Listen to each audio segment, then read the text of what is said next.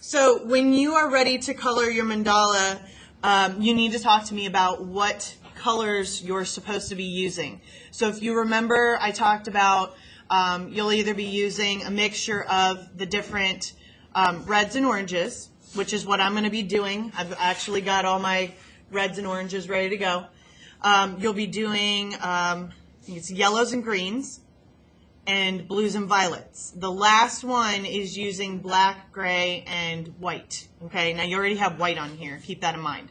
But if you are given colors, not black, gray, and white, but colors, you cannot leave any white areas. And you don't want to color in anything black. Okay? So at this point, I can use any of these colors colored in any way that I want to. A lot of people will color really light, and that's okay, but we kind of want these to pop.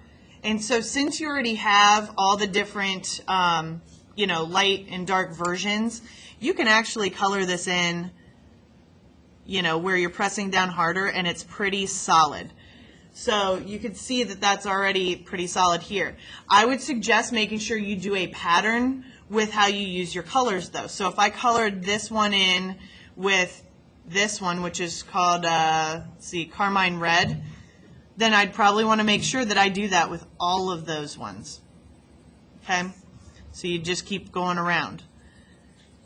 Now, if you are somebody who likes to shade a lot more, you're welcome to do that.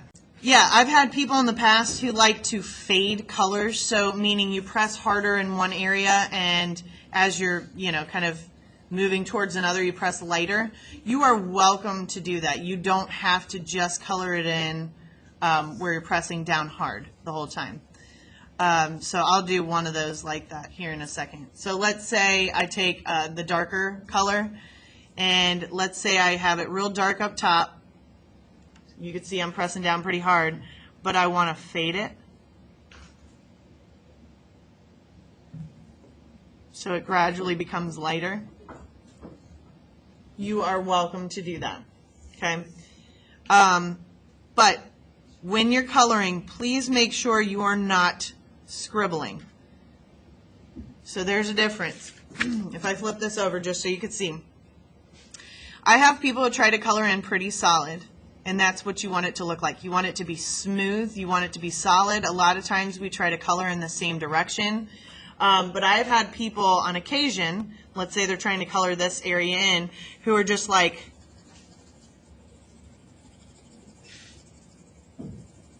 it's like they scribble. You do not want to color it in that way. Take your time. This should take a little while. Make sure that you're coloring things in evenly and smooth. And I suggest going in the same direction. It's a big difference between the two. So when you feel you are ready to color, let me know, because I'm going to give each table sort of like, okay, table 1, you'll do the reds and the oranges. Table 2, you might do the yellows and greens.